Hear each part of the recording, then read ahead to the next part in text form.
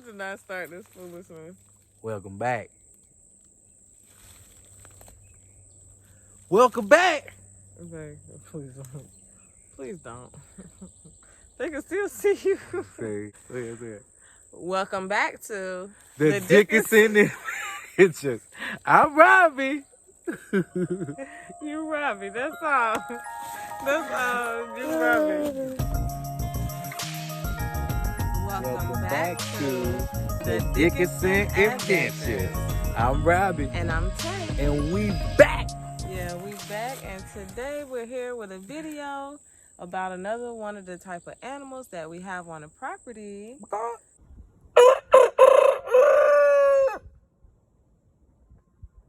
Our chickens. Mm-hmm. So we have a few different breeds of chickens on the property. Right. We've had some for meat, and most are really for show. Pets. Yeah, and we also have some that are producing eggs now. Ooh. Yeah, so we just want to give you all a little bit of information if you're interested in having your own chickens, growing out your own chickens, so you can make sure that your food is really clean. Make sure that you actually have food and that you can actually afford it, especially with all the prices going up as they are. You can buy chicks for $1 and, some change, $1 some change, just to start. Up to $10. Yeah, up to $10. Yeah, it just depends on what type of chicken that you want to buy, on what you're planning to do with it. Also, the enclosure that you plan on getting. Yes. So I guess we'll start with just a little bit of facts about all of the chickens, because all of our chickens pretty much are on the same diet. And have the same type of enclosures. First fact, chickens are nasty. Yes, chickens are nasty. I was very surprised when I found out that chickens eat chicken. Chickens eat poop. Chickens they step on their weak. Yeah, whatever. They kind of push them out the way. They bully them. They either be on the bottom of the bottom and get squished, or they'll be pushed all the way out to the edge and be cold. Yeah, they'll eat each other, fried or not.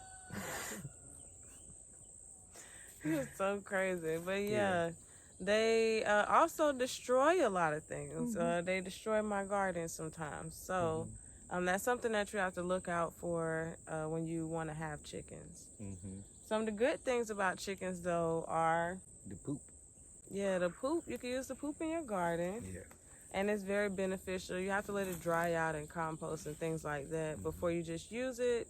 But it is really good for fruit trees. I hear from most things that you want to make sweet. You want to use the chicken poop. So just think, every time you get a sweet orange. Oh my God. Yep. Okay, I'm good. Go ahead.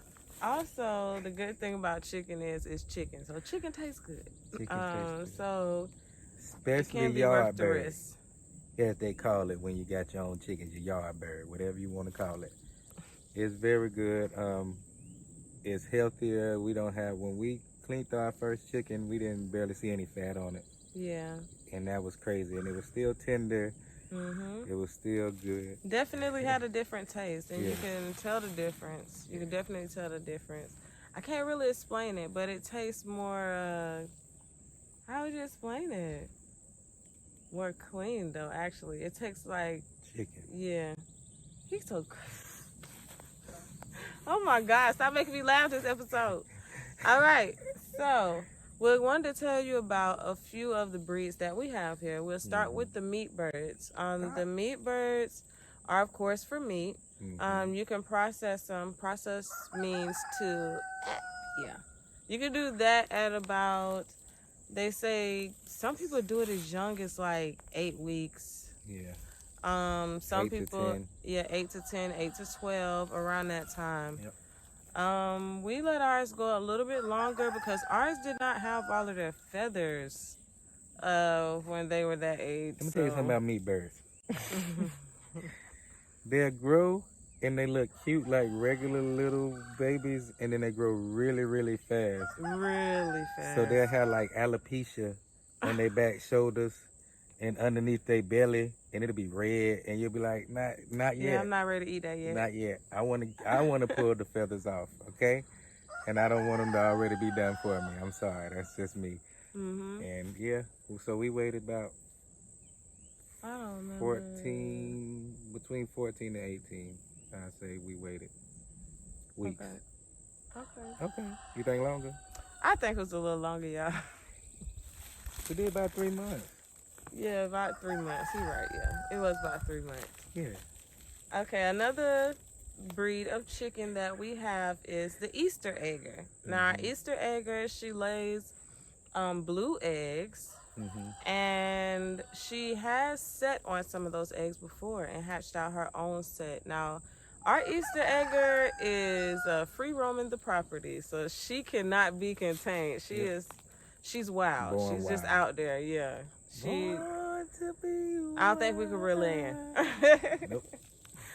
So we just let her do her thing out there, and she doesn't mess with anything, so she's fine. And she sits on her eggs. The first time she did it, we thought that she was gone. We thought something got her.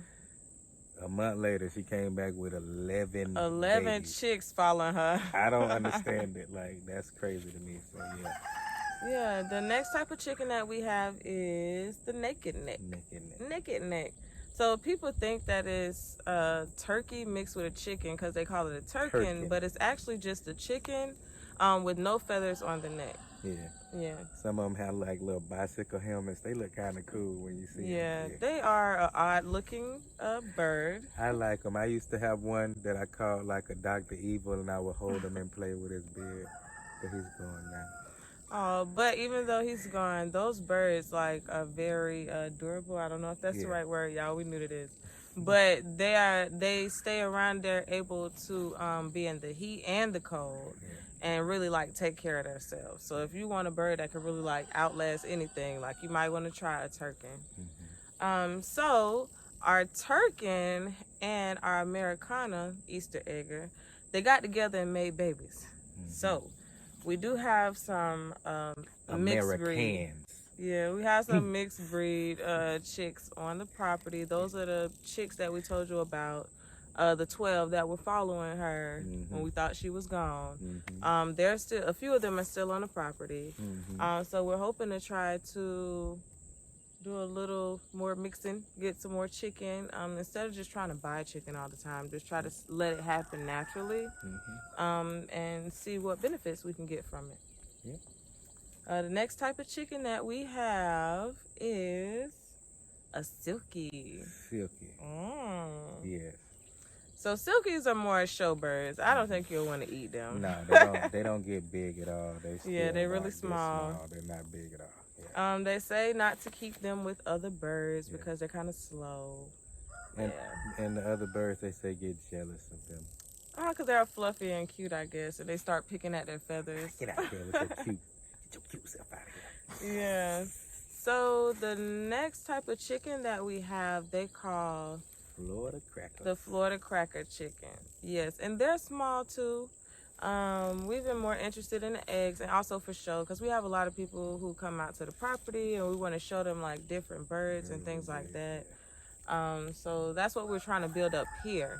I don't know if you might want to do something like that, but they're a really cute bird. They're also very durable. Like they can stand anything. That's where they got their name from. Florida cracker means that after everyone moved from the agritourism side and moved to the city, those were the animals that stayed around in Florida and just lived on their own. So if you see Florida crackers, Florida sheep, the cows, I think it's all kind of Florida crackers. Yeah.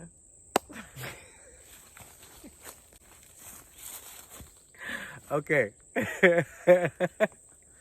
I'm done with you. Yes.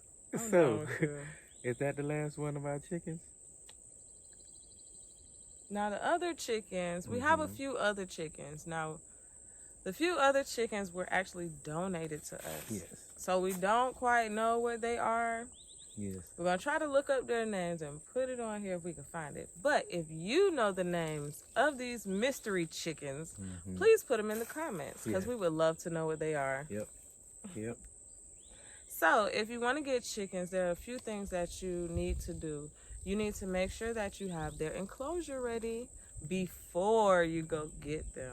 Yeah, Okay. and depending on what type of system you're gonna have, that's how you want to plan your enclosures. If you want them to be more free range, then you would probably make like a tractor or something they can move around in, so they'll still be enclosed and you can still move them. Or you get one of those movable electric fences with the wiring, and they pretty much stay in there too. If you just stake out a nice little area, let them dig it up and do what they do and keep moving them around like that, with another tractor to move behind them so they can, sleep in and stuff, that can work.